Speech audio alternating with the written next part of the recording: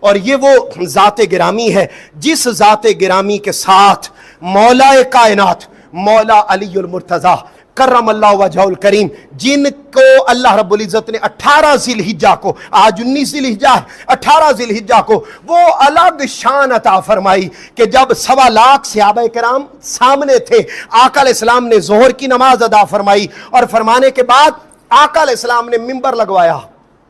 اور میدان کون سا ہے؟ غدیر خم میدان ہے۔ یہ وہ جگہ ہے کہ جہاں پر حج کرنے کے بعد قافلے اپنے اپنے ملکوں میں روانہ ہوتے تھے، اس چوراہے پر آقا کریم نے منبر لگوایا۔ یاد رکھ لیں، منبر ہمیشہ عام بات کے لیے نہیں لگتا، خاص بات کے لیے لگتا ہے۔ میرے آقا کریم منبر پر تشریف لائے اور لا کر بلایا، کدھر ہے علی؟ فرمایا علی ادھر آؤ۔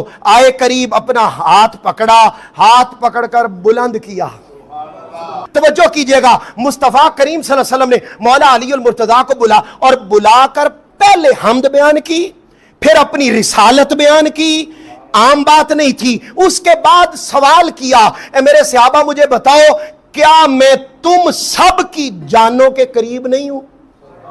قالوا بلا یا رسول اللہ، یا رسول اللہ آپ ہی ہماری جانوں کے قریب ہیں۔ فرمایا جس جس کے، پھر میں قریب ہوں نا، سن لو، من کنت مولا ہو فہذا علی مولا، جس جس کا میں مولا ہوں، جس جس کی جانوں کے قریب میں ہوں، اس کی جان کے قریب میرا علی بنا دیا گیا۔ اچھا یہ بات ہو گئی، ہونے کے بعد آقا کریم نے نا دعا کے لیے ہاتھ اٹھائے اور فرمایا اللہم والی من والا، اے اللہ تو اس کا ولی بن، تو اس کے قریب ہو جا، تو اس کا دوست بن، تو اس کا مددگار بن۔ 57 معنی ہے ولی کے، کوئی ایک معنی نہیں ہے، 57 معنی ہے حاضرین محترم محبت کے ساتھ۔ لیکن یاد رکھ لو، ولی کا معنی خلافت نہیں ہے، یہ ذہن میں رکھ لیں۔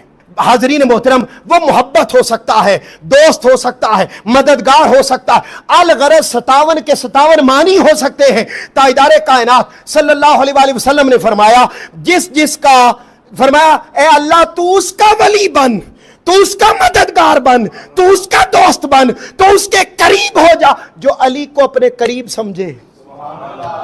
اور اگلا جملہ سنو، فرمایا اللہم آد من آداہ، اے اللہ تو اس کا دشمن ہو جا جو علی سے دشمنی رکھے۔